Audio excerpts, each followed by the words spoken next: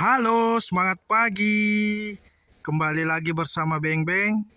Video kali ini tentang bagaimana cara P2H dan cara mengoperasikan dump truck Isuzu FVZ 34P 285 PS. Seperti ini unitnya.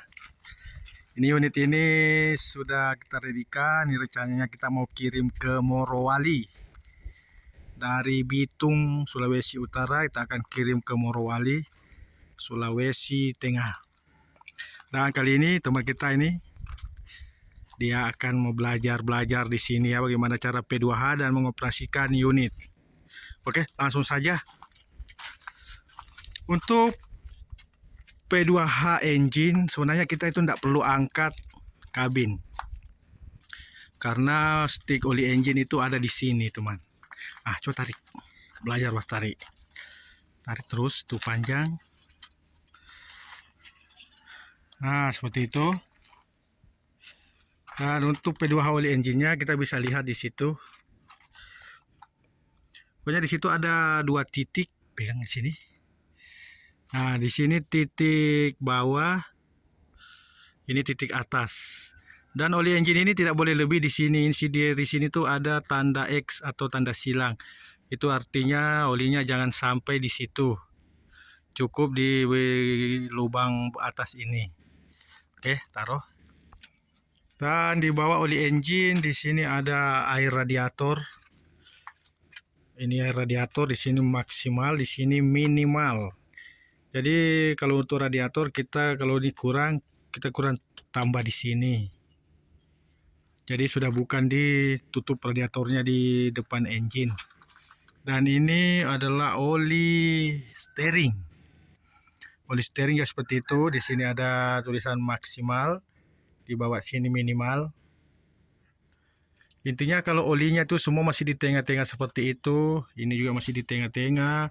Oli engine juga di tengah. Dia itu masih bisa dioperasikan. Dan cara membuka ini untuk angkat kabin caranya seperti ini. Ini locknya, tarik. Itu lock bawah ditarik. Kalau sudah ditarik seperti itu, ini juga ditarik. Tarik keluar, baru ini ditekan. Ini tinggal dulu nih. Itu tarik. Seperti itu. Baru yang bawah. Lepas itu, hilang itu. Seperti itu. Tinggal didorong naik. Seperti itu teman. Seperti itu. Untuk ngeloknya seperti itu, kurang ditekan ke bawah. Yuk. Kalau sudah di bawah, kalau mau di lock, ini tinggal dinaikkan ke atas. Kalau unit tua biasanya agak keras, kalau unit masih baru dia ringan. Kalau sudah tinggal dikembalikan ke posisi semula seperti tadi. Dan kita lanjut, di bawah sini ada rakor. Untuk saringan solar, itu rakor. Dari tangki solar dia ke rakor, nanti lari ke fuel, ke filter fuel. Di sini ada untuk fuse. Dan di sebelah kiri ini ada tangki minyak atau tangki solar. Dan di sini ada tabung angin tambahan. Biasanya kalau teman-teman mau bikin klakson telolet, biasanya dia dikonekkan dari situ ya. Seperti ini dia. Biasanya kalau orang P2H di dalam mesin ini diangkat, yang harus dicek di dalam engine itu kita bisa cek kebocoran, apakah ada kebocoran oli engine ataukah ada kotor-kotoran atau daun-daun kering di radiator sehingga dia tersumbat udaranya, itu harus dibersihkan ya. Lanjut. Ini untuk buka ini di sini juga ada yang bisa kita P2H di dalam sini. Untuk bukanya di sini. Ini dia. Di bawah di dekat supir ini tinggal kita tarik. Di situ dia akan terbuka. Itu kita buka dari dalam kabin, terus ganti di sini. Itu ada lubang. Itu. Gitu. Nah, apa yang bisa di P2H di sini? Di sini kita bisa melakukan pengecekan seperti ini air wiper. Ini air wiper ya teman-teman. Dan di sana biasanya ada saringan untuk blower di situ. Dan yang tak kalah penting ini adalah minyak kopling. Ini juga bisa kita cek-cek di sini apa ini minyak koplingnya. Apakah kurang atau pas. Ini untuk minyak kopling, ini untuk brake rem. Kalau sudah dirasa cukup, kita bisa P2H yang lain. Kalau sudah di depan, ini ada. Ini namanya nih Danger Tech. Ini untuk tambahan. Kadang ada kalau kita masuk di perusahaan yang ownernya ketat, kadang harus ada ini ya. Kadang juga enggak. Data penting, APAR. Biasa kalau unit tua ini mesti dilengkapi APAR ya. Karena untuk menghindari hal-hal yang tidak diinginkan. Nah, lanjut di sebelah kanan. Ini adalah minyak rem. Oil brake. Tandanya juga sama, ada oil level. Ada di sini maksimal, ini minimal. Dan di sini ada baterai. Baterainya 24 volt. Bisa pakai AN70 dan N65. Dan ini tangki hidrolik. Di sebelah kanan sini ada tangki hidrolik. Tangki hidrolik itu berbeda-beda bentuk ya. Ada yang bulat kayak tabung begini. Dan ada yang segi empat atau kotak. Tergantung dari karoseri. Soalnya kalau kita beli dari dealer itu tuh masih kosongan. Cuma kepala. Jadi tinggal dipilih nanti pakai dam mau pakai karoseri mana. Kalau ini saya lihat nih pakai karoseri sudah dicat nih HMM. Dan tak kalah penting lagi untuk di P2H di dam truk ini, pastikan teman-teman kalau kolong di bawah yang diperhatikan itu adalah baut speeder atau baut propeller shaft. Di belakang juga ada. Di tengah sini ada, dan di baut PTO sana. Karena ini tipe dump truck berarti dia harus ada PTO. Nah, PTO-nya di situ. Nah, itu bautnya ada lepas, itu yang harus diperhatikan. Itu PTO. Baut PTO harus diperhatikan, baut propeller shaft harus diperhatikan depan belakang. Dan untuk pengecekan oli transmisi itu tidak bisa dilakukan oleh supir ya atau driver karena dia menggunakan plug, jadi harus pakai mekanik yang ngeceknya karena harus buka kunci. Dan harus di P2H lagi spring dengan torque root atau dindong itu harus dicek-cek semua, terutama di spring bagian depan ini biasanya ini rawan sekali, dia ada yang patah kalau di 10 bola ini ya. Nah, intinya di bawah sini harus diperhatikan itu spring. Kita lihat dari bawah apakah ada rembesan oli engine, oli transmisi atau oli gardan. Sudah itu kita cek-cek di baut propeller shaft. Kalau semua dirasa aman, baru kita naik ke dalam kabin. Mari. Naik dari sebelah sana, Dan. Kita dulu di sini, si Tunjung. Nah, seperti inilah penampakan di dalam kabin. Ini unit tua ya. Ini sudah tidak bisa dipakai di tambang. Jadi ini hanya dipakai di konstruksi. Nah, di sebelah sini, sebelah kiri ada handle transmisi. Itu giginya itu sampai di gigi 8. Ini R 1 2 3 4 5 6 7 8. Ini ada gigi C. Gigi C ini adalah gigi setengah, dimana kita gunakan gigi setengah ini pada saat di tanjakan tinggi atau di gigi 1 sudah tidak mampu, kita gunakan di C.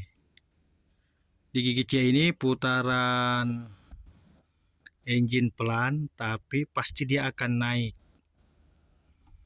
Nah, di sini di sebelah kiri supir ada parking brake. Jadi teman-teman, kalau saya mengendarai 10 bola seperti ini, tiba-tiba rem blong, jangan panik, langsung tarik parking brake. Pasti dia akan berhenti ya. Kalau muatannya berat ya mungkin dia agak-agak lama dia baru berhenti. Karena ini tipe dump truck, berarti di sini ada tuas untuk menaikkan PTO. Nah, di sini dia ada. Kalau mau naikkan PTO, kita injak dulu kopling, kita masukkan PTO, baru kita tarik handle ini ke atas sampai mentok. Sudah itu baru kita angkat kopling pelan-pelan. Nah, untuk di bawah sendiri di pedal, di sebelah kanan gas, di tengah sini rem, di sebelah kiri kopling. Nah, naik ke sini ini gas otomatis ya. Kita bisa naikkan gas-gasnya di sini pada saat dia idle atau dipanas-panasin. Dan ini tombol double. Doublenya untuk roda belakang, ini tombolnya ya. Kita tinggal berhenti, masukkan, nanti ada tandanya di monitor. Nah, untuk memasukkan PTO sini. Biasanya ada lambangnya di sini ya. Nah, ini PTO, kita tindis, injak kopling, tindis. Nah, nanti ada lambang PTO seperti ini. Itu tandanya lambang PTO-nya aktif. Jadi kalau kita matikan itu hilang. Nah. Dan di sini yang bawah ini untuk tekanan angin. Tekanan angin, tangki angin yang di bawah yang bagian belakang, dan ini yang depan. Dan ini jangan pernah sekali-sekali mengoperasikan kalau masih ada error seperti itu tuh. Break air, dia harus hilang dulu ini baru kita operasikan. Karena kalau itu belum ada, anginnya belum ada, kopling keras, rem keras. Nah, kalau ini untuk speedometer atau kilometer, nah itu untuk odo. Bisa kita lihat di situ kalau pas kita mau servis berpatokan di odo itu ya. Biasanya seperti itu, kadang juga dia berpatokan di HM. Kalau di tempat saya sendiri patokannya itu HM. 500 jam baru diservis. Dan ini RPM. Dan ini untuk fuel gauge. Dan ini untuk water temperature sensor. Kita bisa lihat apa unit ini overhead apa enggak. Dan ini lambangnya, ini lambang oli engine. Jadi tandanya ini belum ada pressure oli ya, jadi dia masih hidup. Dan ini lambang parking brake. Yang dua ini parking brake, ini parking brake atau rem tangan. Kalau ini biasa error dia karena anginnya masih kurang. Kalau ini baterai karena belum di running. Udah, kita running aja dulu. Kita netralkan. Bismillah.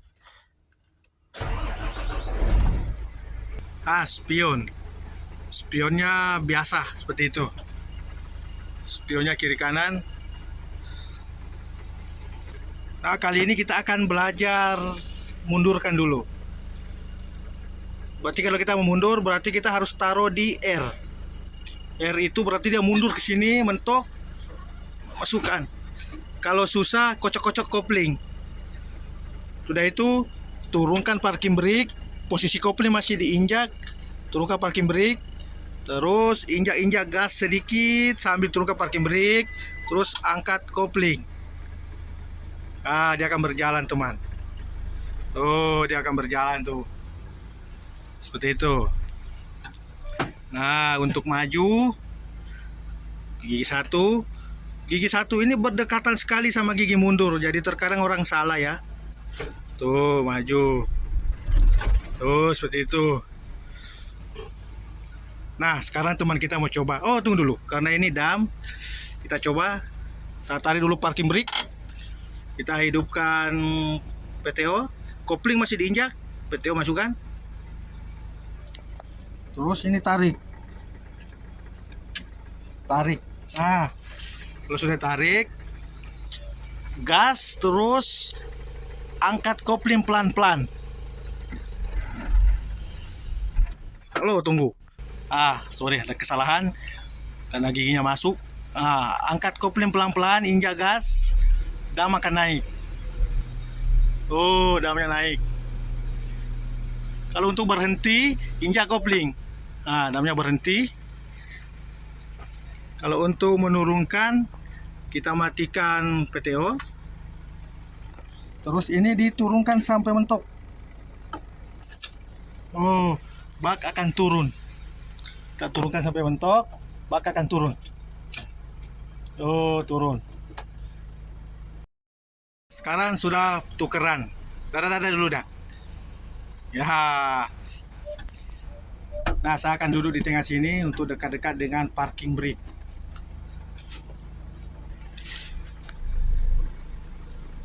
Ini sistem paka. Biasa ada sistem high low, kalau ini sistem paka-paka kalau orang bilang sini, atau sistem tampar. Kalau dia ke sini, dia kura-kura atau low. Kalau kita tampar ke sini, dia akan masuk di gigi 5, 5, 6, 7, 8, dia itu kelinci atau high. Udah langsung gigi 1 jo. Paka kamari, begitu. Dan jangan lupa parking brake. Kalau remnya tiba-tiba belum, jangan lupa parking brake langsung tarik, tidak usah panik. Kalau panik bisa memperkeruh keadaan. Oh, seperti itu. Untuk majunya, kalau majunya gampang teman, coba injak-injak rem. Oh, mantap. Dan ini ada exhaust brake, diaktifkan saja exhaust brake-nya. Begitu, diaktifkan saja.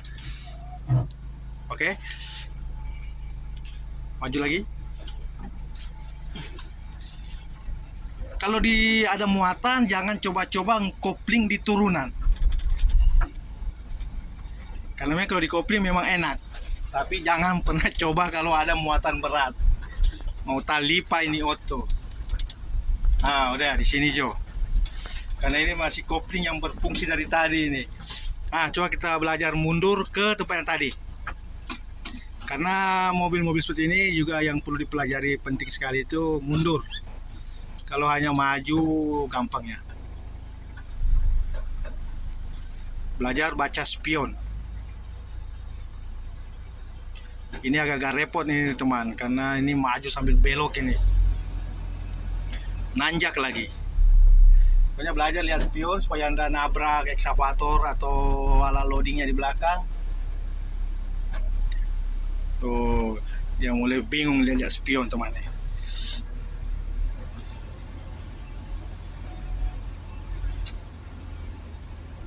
Oh, dia lihat spion nih. Biasa begitu di dump truck yang lama ini belum ada AC.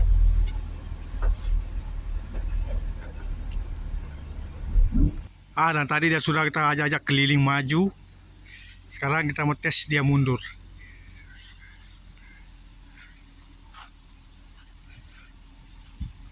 Apakah dia bisa? Mari kita lihat. So kayak ular tuh belok-belok. Apakah dia bisa? Bisa lah ya, masa enggak? Kemana dia? Oh, bisa teman.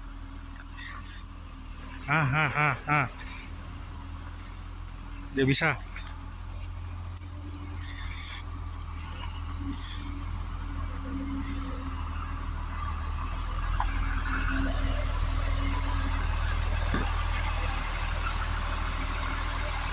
Ternyata maju lurus terus yo ke belakang. Kita tes maju mundur bisa, tadi belok-belok juga bisa.